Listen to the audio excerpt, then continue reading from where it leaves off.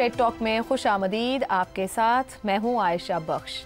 Trump इंतजामिया ने अमरीकी अदालत से सदर के वसी तिजारती इख्तियारात को बरकरार रखने की अपील करते हुए खबरदार किया है कि अगर अदालत ने इन इख्तियारात को महदूद किया तो अमरीका को न सिर्फ सुबकी का सामना करना पड़ सकता है बल्कि भारत और पाकिस्तान के दरमियान दोबारा लड़ाई छिड़ सकती है।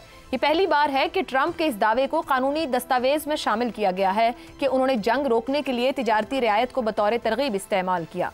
इससे कबल इस नौइयत के बयानात सिर्फ सोशल मीडिया या अवामी तकारीर में देखे गए थे। ऐसे में बड़ा सवाल यही है कि ट्रंप इंतजामिया का खदशा क्या दुरुस्त साबित हो सकता है। जब मैदान जंग में भारत की चालें खाक में मिलने लगीं तो 10 मई को जंग बंदी से एक वक्ती ठहराव आया, मगर ये खामोशी महज असलहे की गूंज से आ रही थी। सियासी महाज पर एक नई जंग का आगाज हो गया है। भारत की दाखिली सियासत में हलचल शुरू हुई। मोदी अपनी हुकूमत की साख बचाने में मसरूफ हो गए।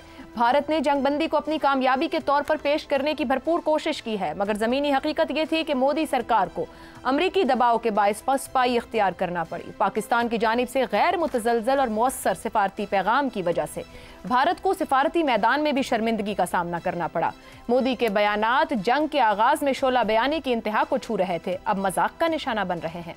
ऑपोजिशन जमातें जैसे कांग्रेस, समाजवादी पार्टी, तृणमूल कांग्रेस इस जंगबंदी पर मोदी से मुश्किल सवालात पूछ रही हैं। राहुल गांधी के सवालात को अगर मोदी वाकई जंग जीत रहे हैं या जीत रहे थे तो फिर अमरीकी मुदाखलत क्यों कबूल की गई, उन्हें झुकने की जरूरत क्यों पेश आई, से मोदी के गिर्द घेरा मजीद तंग हो रहा है। इसी दौरान मोदी हुकूमत ने एक और महाज खोला, सिफारतकारी। कई ममालिक में पार्लिमानी वफूद रवाना किए गए, ताहम इन सिफारती कोशिशों को नाकामी का मुंह देखना पड़ा। अमेरिका भेजे गए वफ्द के सरबराह शशि थरूर ने अवामी इज्तिमात से खिताब तो किया, मगर उनके मुखातबीन अमरीकी हुक्काम नहीं बल्कि भारतीय नैजाद हैं। अरब ममालिक में भी भारत ने सिफारती दबाव डालने की नाकाम कोशिश की है। मोदी ने जिन अरकान को इन ममालिक में नुमाइंदा बनाकर भेजा है वो वही अफराद थे जो अपने मुल्क में खुलकर मुसलमानों के खिलाफ जहर उगलते हैं। ऐसे में अफराद का अरब दुनिया में खैर मकदम मुमकिन ही नहीं। उनके बयानात, उनका माजी और उनकी सियासी शनाख्त ने भारतीय मौक़िफ़ को मजीद कमज़ोर कर दिया है।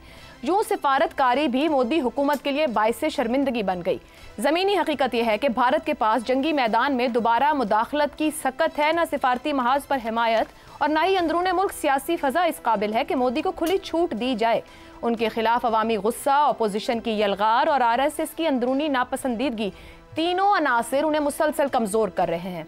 इस वक्त जब भारत बदहवास है, पाकिस्तान ने अपनी सिफारती मुहिम का आगाज़ कर दिया है। पाकिस्तान ने सिफारती एतबार से जिस तदब्बुर का मुजाहिरा किया, यही तदब्बुर आलमी बरादरी की नज़र में पाकिस्तान का बेहतर तासुर कायम कर रहा है। इस सब के बावजूद ये सवाल शिद्दत इख्तियार क्यों कर रहा है, क्या मोदी एक बार फिर पाकिस्तान पर हमला करने की जुर्रत करेगा? यही सवाल आज हम अपने पैनल के सामने रखेंगे कि क्यों इस तरह के सवाल की बार बार गूंज बन रही है, भारत से भी आ रही है, और अगर हम बैनुल अक़वामी फोरम्स की बात करें तो वहाँ भी यही सूरत हाल है। पैनल में हमारे साथ हैं ज़ैगम खान, रज़ा रूमी, शहजाद चौधरी और हमाद गज़नवी साहब। प्रोग्राम का सवाल आप सभी के लिए। मोदी की बौखलाहट भरी ज़बान, ऑपोजिशन की मुखालिफत, पाकिस्तानी फ़ौज की सलाहियत और चीनी टेक्नोलॉजी की धाक, भारतीय फ़ौज का इनपुट और सिफारती नाकामी, इस सब के बावजूद क्या जंग के खदशात दुरुस्त हो सकते हैं? शहजाद साहब, कुछ फैक्टर्स मैंने ऊपर रख दिए। जंग की बात फिर भी हो रही है, भारत से भी आवाज़ आ रही है। कुछ तो यहाँ तक कह रहे हैं कि कोई भी फाल्स फ्लैग ऑपरेशन दोबारा भारत को ला खड़ा करेगा और वो कुछ ना कुछ कर जाएगा। आपकी राय क्या है? देखिए, पहली बात तो ये कि खुद कह रहे हैं कि ठहराव है, पॉज है। इस वक्त जंग बंद नहीं हुई, जंग बंदी हुई है, जंग बंद नहीं हुई। सबसे बढ़ के दुश्मनी ख़त्म नहीं हुई। अगर दुश्मनी की डेफिनेशन की जाए और दुश्मनी को ख़त्म करना हो तो आप अंदाज़ा लगाइए कि किन किन चीज़ों को बीच में ख़त्म होना पड़ेगा। सबसे पहले तो बातचीत होनी चाहिए, उसके बाद कश्मीर का मुद्दा है, फिर पानी है, वगैरह वगैरह। तो सब चीज़ें हम सब जानते हैं। तो ना दुश्मनी ख़त्म हुई और ख़ुद वो कह रहा है कि अभी तक हमारी जंग बंदी हुई है। तो ये चीज़ शो ये करती है कि अच्छा, अगर जंग बंदी है तो फिर इसका मतलब किसी भी वक्त और दोबारा छेड़ी जा सकती है। लेकिन इसको देखने के लिए तीन चीज़ों को देख लेते हैं कि स्ट्रेटिजिकली, यानी स्ट्रैटेजी के अंदर हिसाब से जो लंबी ग्रैंड स्ट्रैटेजी जिसे कहते हैं, भारत ने क्या खोया और क्या पाया, यानी उसकी साख सख्त तरीके से मुतासर हुई। नंबर 2, मिलिटरीली उसने मार खाई। उसने देखा कि यानी जो जिस किस्म का वो हम पे धाक बिठाना चाह रहा था, उसके स्टॉक और स्टेक्स दोनों में बहुत कमी हुई। वो बहुत पीछे रह गया। उसने अपने आप को एक मुश्किल और कमज़ोर पोजीशन में कर दिया विज़-अ-वी पाकिस्तान। تو ایک خطے کے اندر جو اتنی جگہ اپنی ایمیننٹ بنانا چاہ رہا تھا, سب سے بڑا بننا چاہ رہا تھا, اس کو کیا ہوا کہ وہ بالکل ہمارے برابر آج دیکھا جا رہا ہے, اور یہ کہا جا رہا ہے کہ دونوں ایک پائے کی ایک برابر کی چیزیں ہیں. تو یہ ہو گیا ان کا ملیٹریلی. میں نے آلریڈی ذکر کر دیا آپ کو, آپ نے دیکھا کہ جس قسم کی مار کھائی, جس قسم کی مات کھائی, اس کے اندر اب سوالات وہاں پہ ہیں اور اپنی گورنمنٹ سے پوچھے جا رہے ہیں کہ بھئی بتائیے کہ آپ نے بھی کچھ کیا یا نہیں کیا, یا جو پاکستان کہہ رہا ہے یا دنیا کہہ رہی ہے اس میں کس حد تک حقیقت ہے. یہ سوالات آج اس سے پوچھے جا رہے ہیں. پولیٹیکلی بغیر کسی تبدیلی حالات کے جب تک کچھ چیزیں اور چینج نہیں ہوتی, اور میں اس کے بارے میں بریفلی بات کروں گا, جب تک وہ نہیں ہوتی اس وقت تک مودی ایک اور مارکا مار کے کیا حاصل کرنا چاہتا ہے, اور مار کھائے گا اسٹریٹجک ملیٹریلی تو کیا ہوگا, ختم ہو کے رہ جائے گا, دھاک اور بیٹھ جائے گی, ہندوستان اور کمزور نظر آئے گا ریلیٹیو سینس میں. نہ معیشت کمزور ہوگی نہ ویسے, لیکن ریلیٹیو سینس میں دنیا کی پرسیپشن میں ایک برابر کا یا ہم سے بھی شاید نیچے کا ملک دیکھا جائے گا. تو بہت بڑی اس کے لیے یہ جسے کہتے ہیں کہ ایک لاس ہوگا اگر اس قسم کی سچویشن آتی ہے. اور پھر اس کی اپنی پوزیشن پولیٹیکلی کتنے برے طریقے سے متاثر ہوگی کہ ایک کوشش کی, اس میں مار کھائی, ایک اور کرے گا تو اس کے بعد. تو اتنے ساری سو مچ ایٹ اسٹیک. میرا نہیں خیال کہ بغیر کسی تیاری کے, بغیر اپنی چیزوں کو ٹھیک کیے ہوئے, ٹھیک کرنے میں وقت لگتا ہے. کمزوریاں دونوں طرف ہوتی ہیں, کمیاں دونوں اطراف میں ہوتی ہیں. فرق یہ ہوتا ہے کہ اس دن کس نے اپنی جو اویلیبل ریسورسز تھیں اس کو بہتر طور پہ استعمال کیا. سر قطع کلامی کے بعد ایک بات پوچھنا چاہوں گی. آپ نے ملیٹریلی بار بار بات کی ہے, بھارتی فوج نے انپٹ تو دیا ہوگا جب آپ یہاں کہہ رہے ہیں کہ نقصان ہوا ان کا, تو اس جو بھی انپٹ ہوگا آپ بہتر طور پر سمجھ سکتے ہیں اسٹریٹجیکلی یا ملیٹریلی ان کا کتنا نقصان ہوا ہے, اور وہاں سے اٹھنے کے لیے آپ جب تیاری کی بات کر رہے ہیں کہ کوئی وقت لمٹ تو ہے کہ ان کو وہ درکار ہوگا کہ وہ پھر سے ایک بڑا اگر کوئی جنگ کرنا چاہتے ہیں, بات کرنا چاہتے ہیں, تو وہ وقت یا وہ سپین کیا ہے کہ اتنی جلدی تیاری ہو سکتی ہے؟ پہلی بات تو یہ کہ انڈین ایئر فورس کا چیف اس جنگ سے پہلے بارہا یہ کہہ چکا تھا کہ میں اس قابل نہیں ہوں کہ میں لڑ سکوں. اس نے خود سے کہا, اور اس کے باوجود وہ جنگ میں چلے گئے.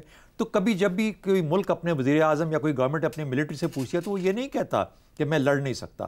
وہ ٹائم مانگ سکتا ہے, لیکن ٹائم لے کے ہی کریں گے. کیا انہوں نے کیا ایڈ آن کرنا ہے, کیا حاصل کیا کرنا ہے. اس وقت تو فرانس کے ساتھ لڑائی جاری ہے, انہوں نے 26-36 جہاز اور غالباً آرڈر کیے ہیں. ان کو وہ کب تک آئیں گے, اس میں بھی 3-4 سال لگ جاتے ہیں. جو پہلے ہیں انہی کو سنبھال لیں. تو کہنے کی بات یہ ہے کہ ان کو کوئی اتنی سگنیفیکنٹ ایڈیشن ہوتی نظر نہیں آتی اپنی کیپیبلٹی کے اندر. جو ہے اسی سے لڑنا پڑے گا. اگر میں اگلے سال 6 مہینے کی 8 مہینے کی سال کی بات کروں, 6-8 مہینے سال جب آپ دیکھتے ہیں, پاکستان کے اندر کافی چیزیں ایڈ ہو سکتی ہیں اس پیریڈ کے اندر. جب پاکستان کی کیپیبلٹی کے اندر وہ چیزیں ایڈ ہو سکتی ہیں, پاکستان اور مضبوط ہو کے اس کا مقابلہ کرے گا, اس کو اور نقصان ہوگا. تو میرا یوں خیال ہے کہ اس کے پاس اور رستے موجود ہیں. دہشت گردی ہے, پانی کا مسئلہ ہے, فیٹف ہے, یہ جو ہوتا ہے نا جو ڈپلومیٹک اور دہشت گردی والی چیزوں کو استعمال کرتے ہوئے, ان کو استعمال کرتے ہوئے پاکستان کے لیے مشکلات کھڑی کر سکتا ہے. پانی کے معاملے پہ کر سکتا ہے. دشمن ہے, اس نے کوئی بھی رنگ لینا ہے, کوئی رستہ اپنانا ہے آپ کو تکلیف پہنچانے کے لیے. وہ آپ کی ڈسٹرکشن بھی ہو سکتی ہے, پین اینڈ پنشمنٹ بھی ہو سکتی ہے, اور آپ کو تکلیف بھی ہو سکتی ہے. تو تینوں کی شکلوں کے اندر سے وہ کچھ بھی چوز کر سکتا ہے اور اس کے لیے مختلف رستے اپنا سکتا ہے. درست ہو گیا. زیغم صاحب, بھارتی طیاروں کا گرنا, یہاں سے بھی جس طریقے سے حملے کیے گئے, پٹھان کوٹ, آدم پور سمیت ایئر بیسز کا نقصان, اور جو بھی ان کا نقصان ہوا, جو بھی شہزاد صاحب بھی بات کریں کیپیسٹی اور کیپیبلٹی کی, فوج نے بھی ان کی انپٹ دیا ہوگا. امریکی دباؤ پر وہ سیز فائر کر رہے ہیں, سفارتی سطح پر بھی کوئی فائدہ نہیں اس طرح سے ہوا, ناکام رہی سفارتکاری. پھر یہ اس طرح کی باتیں, گفتگو, جنگ چھڑنے کے خدشات یہ کیوں ہو رہے ہیں, کیوں تاریخیں, کیوں یہ بات چیت جاری ہے؟ نسل پرستی ایک ایسی تیسری آنکھ ہے جو کھل جائے تو باقی دونوں آنکھیں بند ہو جاتی ہیں. بی جے پی کی حکومت نے ایک دفعہ مس جج کیا, وہ دوبارہ بھی مس جج کر سکتے ہیں. وہ پارٹی ہے جو صرف ہندو قوم پرست نہیں ہے, یہ ہندو نسل پرست ہے. اس وقت بالکل ہمیں اس بات کا اندازہ ہونا چاہیے, اور اندازہ ہے پورے پاکستان کو, کہ جنگ اگلی گلی کے نکڑ پہ کھڑی ہے. اور اس کی وجہ یہ ہے کہ دشمن یہ کہہ رہا ہے کہ جنگ ختم ہی نہیں ہوئی. جنگ ختم کرنے کے لیے جو سیز فائر کیا جاتا ہے, سیز فائر ہوا ہی نہیں ہے, صرف پاز ہوا ہے. اور پاز کے بٹن کا تو ہم کو پتہ ہے, پاز کا بٹن تو دبائے اس لیے جاتا ہے کہ تھوڑی دیر میں اس کو دوبارہ آن کیا جائے. تو بھارت یہ کہہ رہا ہے کہ اس وقت پاز پر ہے, اور صورتحال یہ ہے کہ ایک نیو نارمل یا ایک نیو ایب نارمل ہے. بھارت جنگ کے تھریش ہولڈ کو اتنا نیچے لے کر آیا ہے کہ کوئی چھوٹا سا واقعہ, ایک چنگاری, کوئی فالس فلیگ آپریشن, कोई ऐसा छोटा सा गिरोह किसी भी तरफ का, किसी भी मजहब का, जो भारत और पाकिस्तान के दरमियान में जंग चाहता है, वो कोई वाकया कर देता है, तो बीजेपी ने अपने आप को जहां बॉक्स कर लिया है, भारत ने जहां बॉक्स कर लिया है, तो उसके बाद स्टेप अगला क्या होगा? और जब हॉस्टिलिटीज शुरू होंगी तो पहले की तरह वो लाइन ऑफ कंट्रोल पे फायरिंग से नहीं होंगी, वो शुरू ही ड्रोन्स और मिसाइलों से होंगी। ये है न्यू एबनॉर्मल, और यह है भारत का नया डॉक्ट्रिन। सबक पहले भी मिला था, सबक अब भी मिलेगा। और दूसरी बात, जो पॉलिटिकल कैपिटल है भारत के वजीर आज़म मोदी साहब का, वो पाकिस्तान दुश्मनी से जुड़ा है। तो भारत की दुश्मनी पाकिस्तान के साथ, अज़ली दुश्मनी जो वो समझते हैं, उसके साथ जुड़ा है। वो मुसलमान दुश्मनी के साथ जुड़ा है। उनको बार बार कुछ ऐसी चीज़ें चाहिए होती हैं, सच्ची या झूठी, जिसकी कहानी बनाकर वो भारत को बता सके कि देखो हमने ये कर दिया, हमने वो कर दिया। ठीक 2016 में एक कहानी घड़ी गई, 2019 में एक कहानी घड़ी गई बालाकोट से मुतालिक, झूठी कहानी। अब भी कहानियां घड़ी जा रही हैं, लेकिन मसला ये है कि अब उनकी कहानी पर कोई एतबार करने को तैयार नहीं है। भारत एतबार नहीं कर रहा, और ये वो मेन रीजन है कि वो कहानियां जो बिकती थी, अब कहानियां बिक नहीं रही। तो अब उनको कोई नई कहानी चाहिए, और नई कहानी अब वो पहले जैसी छोटी कहानी तो नहीं होगी, या उनके पास तो पास का बटन जरूरी नहीं कि दोबारा हो। ठीक, तो पाकिस्तान इस वक्त उनको कह रहा है कि आ जाओ, अगर तुम्हें आराम आ गया है तो बात कर लेते हैं। वज़ीर आज़म साहब ने कहा है टेररिज्म पे भी बात कर लेते हैं, पानी पर भी कर लेते हैं, टेररिज्म पे भी कर लेते हैं, ट्रेड पे भी कर लेते हैं। लेकिन मैं नहीं समझता कि भारत यहां से इस वक्त आगे बढ़ेगा। बहुत टाइम तक हम जंग के दहाने पर ही वक्त गुजारेंगे, और हमें मुसलसल तैयार रहना दुरुस्त हो गया। रज़ा रूमी साहब, जितनी भी कहानियां घड़ ली जाएं, इस बार तो इतना झूठ था कि वो उनका मकसद ही खत्म हो गया, क्योंकि गैर जानिबदार बल्कि भारत के भी सहाफ़ी हो, सियासतदान हो, तज्जियाकार वो सवाल कर रहे हैं कि किस तरह दूसरे मुल्कों ने पाकिस्तान का साथ दिया है। अमेरिका, चीन, तुर्की, आज़रबाईजान, भारत के पास इजराइल और अफगानिस्तान जैसी मुतनाज़ रियासतों की हिमायत रही। इन मारूजी हालात में भारत को जो नाकामी समेटनी पड़ी, जो ऊपर शहजाद साहब ने बात की मुख्तलिफ फ्रंट्स के ऊपर, अभी भी भारत की ख्वाहिश ऐसा ही कुछ अचीव करना है जो अभी अचीव करने की कोशिश की गई? देखिए, जाहिर बात है कि पिछली जो उनकी हिकमत अमली थी वो तो पिट गई। उनका ये ख्याल था कि पहलगाम के जो वाक़या है उससे तवज्जो हटाने के लिए अंदरूनी जो सवालात उठ रहे थे डोमेस्टिक सतह के ऊपर, उसका सारा मलबा जो है पाकिस्तान पर डाला जाए, उसको मूरद इल्ज़ाम ठहरा कर, मिसाइल फेंक कर, और वो दावे करके जी हमने दहशत गर्दी के ठिकानों को निशाना बना के ख़त्म कर दिया है। अब वो उसमें जो पाकिस्तान का रिस्पॉन्स आया, और पाकिस्तान को जितनी कामयाबियां हासिल हुई, टैक्टिकल भी और किसी हद तक स्ट्रेटेजिक भी, उसके बाद से अब हिंदुस्तान को कुछ और करना पड़ेगा। ये बात दुरुस्त है जो भी कही गई है कि ये पॉज है, खुद वो उनकी ऑफिशियल पोजीशन है, और यकीनन ये एक जिसे कहना चाहिए पाकिस्तान के लिए तशवीशनाक बात है, क्योंकि अब दोबारा कभी भी किसी भी इल्ज़ाम या किसी भी बहाने से हिंदुस्तान जो है वो जारियत पाकिस्तान के साथ कर सकता है। और अगर वो ये मिसाइल्स और ड्रोन्स ये वाली जंग ना भी हो, तो देखिए इंडस वाटर ट्रीटी को सस्पेंड करना या अबेयंस में करना, वो खुद एक एक्ट ऑफ वॉर है। इसका जिक्र पाकिस्तान की गवर्नमेंट की भी यही जो है ऑफिशियल पोजीशन है कि अगर आप हमारा पानी बंद करने की कोशिश करेंगे, उसको डाइवर्ट करने की कोशिश करेंगे, जो कि एक माहदे के तहत है, जो जिसको कि हिंदुस्तान एक तरफा ख़त्म नहीं कर सकता, तो फिर वो भी एक जंग होगी। तो इसलिए हर सतह के ऊपर हमें एक बहुत ही मुश्किल सूरत हाल का सामना है। सबसे पहले तो ये कि अगर ये बाकायदा जंग नहीं होती और तो पानी का मसला होता, तो उसको भी टैकल करना है, या और तरीकों से जो हिंदुस्तान अब पूरी कोशिश कर रहा है कि पाकिस्तान को डिप्लोमेटिकली आइसोलेट करे। अभी मैं पढ़ा था कि एशियन डेवलपमेंट बैंक ने $800 मिलियन जो है पाकिस्तान के लिए पैकेज मुख्तलिफ मंसूबों का अप्रूव करना था उसके बोर्ड ने। वहाँ भी जो उनके डायरेक्टर हैं उन्होंने 1 हफ्ते का کہ اس میں تاخیر کر دی ہے، کیونکہ وہاں پہ ڈائریکٹرز کے پاس یہ پاور ہوتی ہے کہ آپ کسی بھی جو ملک کے ساتھ انگیجمنٹ ہے اس کو دوبارہ سے ریویو کر سکتے ہیں. آئی ایم ایف کو انہوں نے خط لکھا، ایف اے ٹی ایف کے لیے وہ دوبارہ کوشش کر رہے ہیں. تو ہر سطح کے اوپر وہ یہ کام کر رہے ہیں. اب یہاں پر سوال یہ پیدا ہوتا ہے کہ ہمارا کیا، ظاہری بات ہے ایک تو یہ کہ ہمارا ڈیفنس جو ہے وہ بالکل مستعد اور چاقو چوبند ہونا چاہیے، کیونکہ یہ کبھی بھی کچھ بھی ہو سکتا ہے.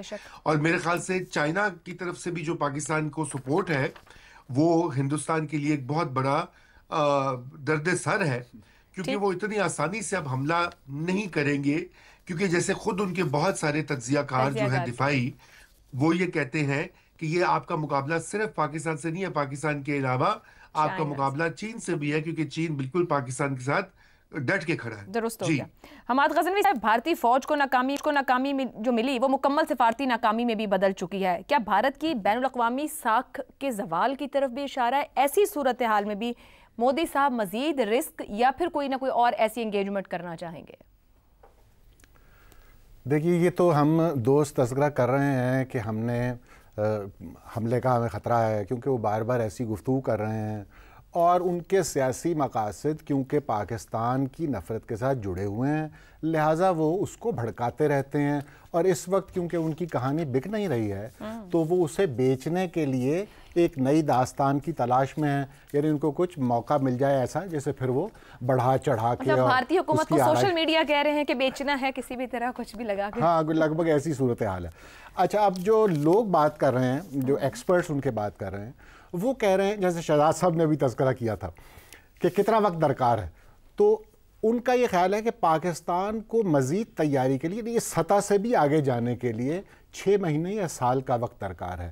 یعنی چین اور پاکستان کا جو تعاون ہے جس کی طرف ہم بار بار اشارہ کرتے ہیں، اس کی صورت میں پاکستان اپنی ساری فضائیہ کو ایک سٹیپ اور آگے لے جا سکتا ہے. 6 مہینے سے سال تک درکار ہے، کیونکہ اسپلائز کا کھیل ہے. جبکہ دوسری طرف ہندوستان کو 10 سال درکار ہیں تقریباً. یعنی کچھ 5 سے 10 سال لوگ کہہ رہے ہیں 10 سال کی تیاری درکار ہے اگر آپ پاکستان سے کنونشنل وار، یہ جو ایئر سپرمیسی کی بات ہو رہی ہے، اس میں مقابلہ کرنا چاہتے ہیں تو آپ کو 10 سال درکار ہے. تو آپ خود اندازہ لگا لیجئے کہ کیا ہندوستان کو پاکستان پر حملہ کرنے کی ترغیب ہوگی. لیکن کیونکہ یہ ایک سیاسی مسئلہ ہے، اس لیے ہمیں یہ اندیشہ لاحق ہوتا ہے. یہ جو پاز والی ہم بات بار بار کرتے ہیں، یہ بھی ان کی داخلی سیاست کا مسئلہ ہے، کیونکہ مودی صاحب چاہتے ہیں کہ جنگی جنون برقرار رہے. وہ یہ تو نہیں کہیں گے کہ جنگ ختم ہو گئی تو لہٰذا اب آپ 9 to 5 اپنی نوکریاں شروع کر دیجئے. وہ کوئی نہ کوئی بات ایسی چاہتے ہیں جس سے جنگی جنون کی وہ سطح رہے ملک میں، جس سے ان کے لوگ جو ہیں وہ ایک خاص حالت میں رہیں دماغی، اور پھر وہ اس کو ٹرانسلیٹ کرنا چاہتے ہیں جو بھی الیکشنز وار آئیں گے اور جو بھی ان کی سیاست ہے اس ملک میں. تو اس لیے ہم کہتے ہیں کہ خطے کا جو مستقبل ہے وہ ہندوستان کے اندر ہندوتوا کے مستقبل سے جڑا ہوا ہے. اگر ہندوتوا وہاں پر کامیاب ہوتا ہے تو یہ خطہ جو ہے اس کا بیلنس نہیں آ سکے گا یہاں پر، کیونکہ انہوں نے تو اسے جوڑ دیا ہے مسلمانوں کی نفرت سے، اور مسلمانوں کا مطلب ہے اس پیکج میں پاکستان بھی شامل ہو جاتا ہے. وہ ووٹ لینے کا ایک طریقہ بن گیا ان کا، اور لہٰذا یہاں پر جب تک ہندوتوا کی حکومت ہے یہ خطہ چین نہیں کر سکتا. ہاں، اگر وہ اس کو ذرا زک پہنچے جیسا کہ پہنچی ہے اور وہ ٹرانسلیٹ بھی ہو جائے تو پھر یہ بات تو ہم بار بار کہتے ہیں، اور ہندوستان کے جو طبقات ہیں فکری سطح پر مضبوط، وہ تو اس نتیجے تک پہنچ چکے ہیں کہ Pakistan is not a walk in the park. یہ پاکستان سے جنگ وغیرہ یہ کوئی خوش نیتی کی ضرورت نہیں، یہ مصلحت کا تقاضا ہے کہ پاکستان سے جنگ نہ کی جائے.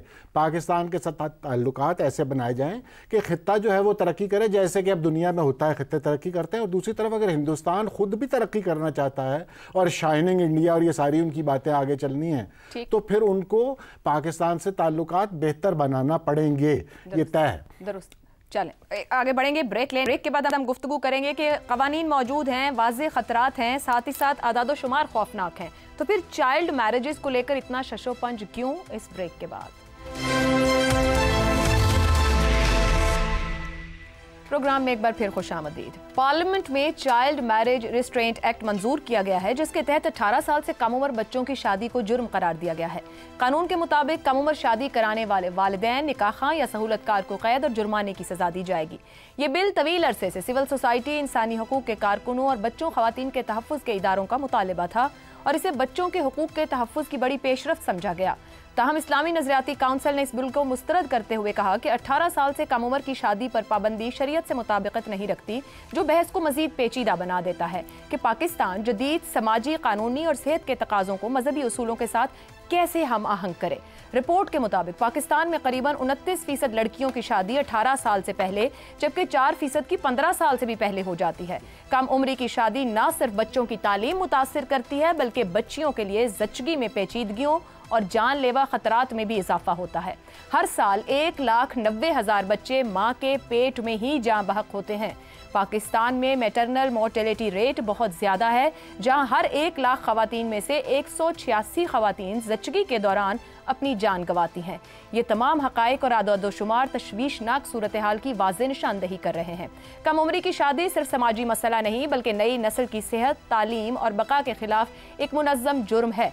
सवाल यह है कि जब दुनिया तालीम, सेहत और बच्चों के तहफ़्फ़ुज़ पर तवज्जो दे रही है, तो पाकिस्तान में कानून साजी के बावजूद कम उम्री की शादी पर तनाज़ा क्यों जारी है? क्या अब वक्त नहीं आ गया कि मजहबी तशरीहात को जदीद तहकीक, साइंसी हक़ाइक़ और इंसानी फलाह के उसूलों के साथ हम आहंग किया जाए? कम उम्री की शादी के असरात सिर्फ आदादो शुमार नहीं हैं, बल्कि हर बच्चे की ज़िंदगी की अधूरी कहानी है। अगर हम आज तहकीक, साइंसी डेटा और इंसानी हुकूक की बुनियाद पर फैसले ना करें, तो हम न सिर्फ आइंदा नस्लों के साथ ज़्यादती करेंगे, बल्कि अपनी अखलाकी और इंसानी जिम्मेदारियों से भी इनहराफ करेंगे। इसी पर सवाल रखेंगे। कवानीन मौजूद, खतरात वाज़े, आदादो शुमार खौफनाक, इसके बावजूद 29% लड़कियों की कम सिनी में शादी। क्या ये रियासती गफलत है, समाजी जमूद है, या मजहबी तावीलात का मसला है? ज़ैगम साहब, एक आरजू केस है 2023 का। विफाकी शरई अदालत के फैसले में अदालत ये लिखती है, शरई अदालत, इस्लामी उसूलों के मुताबिक सिर्फ बालिग होना नहीं, बल्कि तालीम, फ़हम और शऊर भी शादी के लिए ज़रूरी है, और यही दलील शरीयत की रोशनी में रियासत को कानून साजी के इख्तियारात को दुरुस्त करार देती है। अब सर, जो हमारी कंडीशन है 29% लड़कियों की कम सीनी में शादी और फिर मसाइल बाद के, इसको आप कहाँ ग्रेड करेंगे? रियासती गफलत है, समाजी जमूद है, या मजहबी तावीलात हैं? आयशा, ये कौन सा साल है? 2025 ही है ना? जी बिल्कुल जी, 2025 है ना? 1025 तो नहीं है। क्या ये 2025 की बहसें हैं? क्या 21वीं सदी में हमें ये बहसों में होना चाहिए? क्या हमें इदारे बताएंगे कि बच्चे बहुत अहम हैं? शरीयत कोर्ट बताएगी, सुप्रीम कोर्ट बताएगी, NGOs बताएंगी। अब तसव्वुर कीजिए, कितने मुल्क हैं इस्लामी मुस्लिम अक्सरियत के दुनिया में? 50। क्या वखरे टाइप के मुसलमान हम ही हैं, इस्लाम का नाम खराब करने वाले? तमाम नेगेटिव बहसें यहाँ से निकलती हैं। और मुस्तकबिल हमारा 2025 तो आ जाए, 2050 में हम कहाँ होंगे? क्या मुस्तकबिल इस कौम का इसके बच्चे नहीं हैं? यहां जजों के घरों से तशद्दुद ज़दा बच्चे निकलते हैं, पीरों के घरों से मुर्दा बच्चे निकलते हैं, भट्टों में और घरों में गुलामी है, और बच्चियों के साथ हम ये कर रहे हैं। यूनिसेफ के मुताबिक 1,90,00,000 खवातीन पाकिस्तान में ऐसी हैं जिनकी बचपन में शादी हुई थी, और 5% तो ऐसी हैं पाकिस्तान में जिनकी 15 साल से भी पहले शादी होती है। क्या खतरात हैं, क्या असरात हैं, वो आपने बता दिए। समाज का भी कसूर है और उसके साथ हुकूमत का, रियासत का भी कसूर है। लेकिन समाज को किसने रिफॉर्म करना था? समाज को किसने ये बताना है कि ये गलत है? समाज को तालीम किसने देनी है? बच्चियों को तालीम किसने देनी है? खवातीन को मुक्तदर किसने करना है? एम्प्लॉयमेंट में किसने लाना है? ये सब चीज़ें किसने बदलनी है? समाज कोई मुंजमद चीज़ तो नहीं है ना, कोई पत्थर की लकीर तो नहीं है। समाज को रिफॉर्म किया जाता है। लेकिन अगर आप मौलवी खेल रहे हों, सियासी मकासद के लिए, प्रोजेक्ट्स के लिए मजहबी लोगों को, मजहबी जमातों को इस्तेमाल कर रहे हों, अपने आप को यरगमाल बना रहे हों, और उसके साथ 25 करोड़ लोगों को इनका यरगमाल बना रहे हों, तो फिर यही होता है। क्या आपको लगता नहीं है कि ये 2025 है? आपको लगता है ये 1025 है। फिर आप कानून बनाने को भी तैयार नहीं होते। क्या आपको पता है ये जो कानून बना 18 साल का, 2025 में माशाअल्लाह इस्लामाबाद को, पाकिस्तान की फेडरल गवर्नमेंट को पता चल गया कि बच्चा 18 साल में जवान होता है। दुरुस्त। آج آ کے پتہ چلا ہے 75 سال بعد. سر سندھ تو بنا چکا ہے اور پنجاب کو بھی پتہ نہیں چلا جو ملک کی آدھی سے زیادہ آبادی رکھتا ہے. جی پنجاب کو بھی تک پتہ نہیں ہے, پختونخوا کو بھی تک پتہ نہیں ہے کہ بچہ کیا ہوتا ہے, بلوچستان کو بھی تک پتہ نہیں ہے کہ بچہ کیا ہوتا ہے. ٹھیک ہے, ان کو کب پتہ چلے گا؟ تو یہ بدلنا ہوگا, قانون بنائیں, اس پر عمل کریں. درست کہہ رہے ہیں شہزاد صاحب. کیا پاکستان میں کم عمری کی شادی کے مسئلے پہ جیسے کہہ رہے ہیں کہ بھی سماج کوئی منجمد چیز نہیں, مذہبی اجتہاد کے ذریعے جدید سائنسی معاملات, انسانی حقوق کی روشنی میں نئے احکامات جاری کرنا وقت کی ضرورت نہیں ہے کہ مذہب اور جدید معاشرتی تقاضے پورے ہو پائیں؟ عائشہ, ہم معیشت کو روتے ہیں, یا معاشرہ ہی ہم جسٹیفائی نہیں کر پائے کہ ہم نے کس قسم کا معاشرہ بننا ہے یا ہو چکے ہیں. مجھے یہ بتائیے کہ کسی نے کہا تھا کہ مجھے ایک اچھی ماں دیں, میں آپ کو ایک اچھی قوم دوں گا. اچھی ماں کی ڈیفینیشن کیا ہے؟ ایک ایسی ماں جو صحت مند ہو, ایک ایسی ماں جو کہ ذہنی طور پر بلوغت کو پہنچ چکی ہو, ایڈلٹ ہو, سمجھدار ہو, امپاورڈ ہو, ایک کانفیڈنٹ ماں. اگر ایک کانفیڈنٹ ماں ہوگی تو وہ ایک کانفیڈنٹ اولاد اس کی ہوگی. لیکن اگر ماں کانفیڈنٹ نہیں ہے تو اولاد بھی انڈر کانفیڈنٹ ہوگی, دھکے کھائے گی, کوئی اس کو ادھر دھکے دے گا, کوئی ادھر جائے گا, گلیوں میں گھومتے پھریں گے. جس ملک کے 2.5 کروڑ بچے اسکول سے باہر ہوں, اس کی بنیاد یہ ہوا کرتی ہے کہ وہاں کی مائیں جو ہیں وہ اتنی امپاورڈ نہیں ہیں, اس طریقے سے سوچ نہیں رکھتی کہ وہ اپنے بچوں کا دھیان اس طریقے سے کر سکیں. تو میرا خیال ہے سب سے بڑی وجہ تو یہی بنتی ہے, اور جو ان کو فیصلہ کرنا ہے ان کو یہ سمجھنا چاہیے کہ ہم اس قوم کے ساتھ کر کیا رہے ہیں. یہ آج معاملہ جہاں پر سیاست اور مذہب آپس میں ٹکرا جاتے ہیں تو سیاست آسانی کے ساتھ پتلی گلی سے نکل جاتی ہے. سیاست کھڑی ہو کے مذہب کو فیس آف نہیں کرتی. آج خاموشی چھا جائے گی کیونکہ ہماری اس نے کونسل نے یہ جو ہے شریعت انہوں نے اس کو ڈکلیئر کر دیا. کون سا صوبہ ہے اگر سندھ کر سکتا ہے تو پنجاب, بلوچستان اور خیبر پختونخوا کیوں نہیں کر سکتے؟ آپ چھوڑ دیجئے, آپ کیوں انتظار کر رہے ہیں وفاق کو؟ وفاق کرے گا تو نہیں دیکھا جائے گا, نہیں کرے گا تو اس کے باوجود اس کو صوبوں کے لیول کے اوپر ضرور ہونا چاہیے, اور صوبے پھر انشور کریں کہ ہمیں اس راستے کو اختیار کرنا پڑے گا, ورنہ ہماری قوم صحت کے حساب سے, تعلیم کے حساب سے ایک بہت گرتی اور کمزور قوم کے حساب سے ہمیں اس کا علاج کرنا ہے اچھی ماؤں کے تھرو, اور امپاورمنٹ, تعلیم, اور ان کے ساتھ ہی ان کو صحت کے ساتھ ان کو ٹھیک کیا جا سکتا ہے. دیکھیے جب تک یہ نہیں ہوگا, لیبر فورس کو آپ دیکھ لیجیے, یعنی جس طریقے سے بھی دیکھیں ہماری خواتین کا حصہ لیبر فورس کے اندر اتنا کم ہے, اس وجہ سے ہم اس طرح کی معیشت ہیں جس میں ہم بیٹھے ہیں. تو میرا خیال ہے ان تمام چیزوں کو جب ملایا جائے تو ایک بہت ہی غلط فیصلہ جس کے اوپر سیاست پھر سے منہ ڈھانگ کے چھپا کے کسی پتلی گلی سے باہر نکل جائے گی, اور الٹیمیٹلی ہمارا یہی ہوگا, اور عوام کو بھی کنفیوژن میں ڈال دیں گے کہ آپ کرنا ہے کہ یعنی بریک لیتے ہیں, بریک سے واپس آئیں گے. رضا رومی اور حماد غزنوی صاحب کی رائے آپ کے سامنے رکھیں. پروگرام میں ایک بار پھر خوش آمدید. رضا رومی صاحب, اوپر سماج پہ بات ہوئی کہ سماج منجمد نہیں ہوتا, اس کو ریفارم کی ضرورت ہوتی ہے. ہم ایک بڑے اہم معاملے پر بات کریں, کم عمری کی شادی کے خلاف کیا صرف قوانین کافی ہوں گے یا پھر معاشرتی آگاہی, مذہبی مکالمے اور اسکول نصاب میں بھی اس کا شامل ہونا, ان تمام چیزوں کا سنک ہونا ضروری ہے اس کی اہمیت کو سمجھنے کے لیے؟ جی بالکل صحیح آپ نے کہا, اور یہ سارے عوامل جو ہیں یہ کار فرما ہوتے ہیں کسی بھی معاشرتی رویے کو تخلیق کرنے میں, اس کو بڑھاوا دینے میں, اور یہ قانون سازی پر بہت زور ہم دیتے. خیر وہ ایک بنیادی ضرورت ہے, کیونکہ دیکھیے پاکستان نے بہت سارے عالمی قوانین اور اس طرح کے معاہدے جو ہیں انسانی حقوق کے حوالے سے اس پر دستخط کر رکھے ہیں, اور اسی کی روح سے جو بہت ساری پاکستان کے اندر قوانین ہیں خصوصاً چائلڈ میرج کے حوالے سے وہ اس سے متصادم ہے. تو پہلی تو یہ بات ہے کہ آپ کو عالمی قوانین کے ساتھ ہم آہنگ کرنا ہے آپ کے جو ڈومیسٹک قوانین ہیں, تو وہ تو ایک ضرورت بھی ہے. لیکن زیادہ ایشو یہاں پہ معاشرتی رویوں کا ہے, اور جو سوچ ہے اس کو بدلنے کا جو ہے عمل ہے. اس میں ہماری سیاسی پارٹیاں, میں سمجھتا ہوں ان کا ایک بہت رول ہے اہم, نہ صرف قانون سازی کے حوالے سے بلکہ جو پبلک اوپینین بھی ہوتا ہے اس کو شیپ کرنے کے حوالے سے.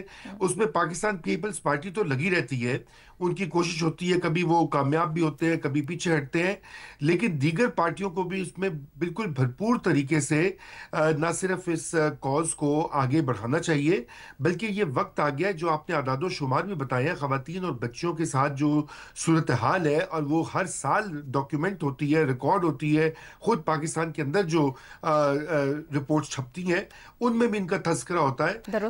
وہ یہ پوری چیز ختم کرنے کی اب اشد ضرورت ہے. جی ٹھیک ہو گیا. حماد غزنوی صاحب, محمد علی جناح صاحب نے برِ صغیر میں اس چائلڈ میرج یا کم عمری کی شادی پر پابندی کی حمایت کی تھی.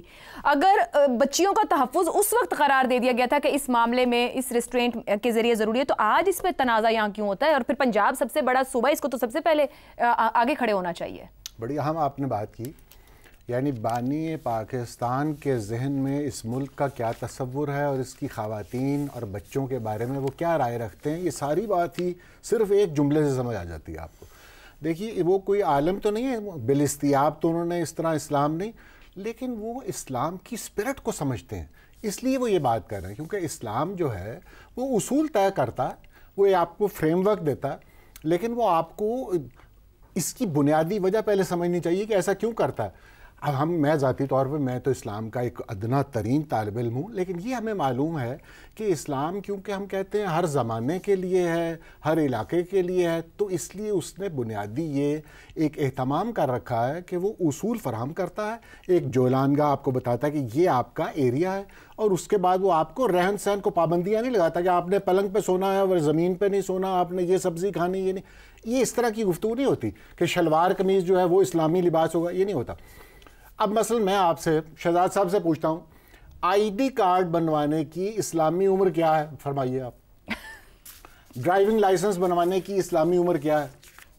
یہ تو دیکھیے, یہ جو اسلحے کا لائسنس جو ہے وہ اس عمر میں بنے گا, یہ تو اسلام کا یہ کام نہیں ہے. اسلام آپ کو ایک اصول فراہم کرتا ہے اور اس کے بعد اس کے اندر وہ چاہتا ہے کہ آپ ساری دنیا جہاں اجتماعی طور پر انسانیت نے جو کچھ سیکھا ہے, جہاں پر آپ کو جدید علوم لے کر جا رہے ہیں, اگر آپ کو ڈیٹا یہ بتائے گا کہ انفنٹ مورٹیلٹی جو ہے اور میٹرنل مورٹیلٹی جو ہے وہ ٹین ایجرز کی شادیوں کے نتیجے میں کیا ہوتی ہے, تو آپ کو بات سمجھ آنا شروع ہو جائے گی. آپ اس پہ غور فرمائیں گے, آپ تعلیم کے حوالے سے سوچیں گے کیا چاہیے, آپ معاشی خود مختاری کے حوالے سے سوچیں گے کتنا وقت درکار ہے, آپ برین ڈیولپمنٹ اس کے بارے میں بڑی سیدھی رپورٹس ہیں, بہت بڑی سٹڈیز, ایک آدھی نہیں ہے کوئی, وہ سب کو معلوم ہے کہ میچورٹی رشتہ چلانے کے لیے سب سے زیادہ طلاقیں جو ہیں وہ ٹین ایجر میرجز میں ہوتی ہیں. اس طرح کا ایک ہیوج ڈیٹا موجود ہے. تو لہٰذا میں فیض صاحب کے الفاظ پہ بات ختم کرتے ہیں کہ فقیہ شہر سے میں کا جواز کیا پوچھیں کہ چاندنی کو بھی حضرت حرام کہتے ہیں. درست ہو گیا جی. پروگرام کو پہنچا, اجازت دیجیے, اللہ حافظ.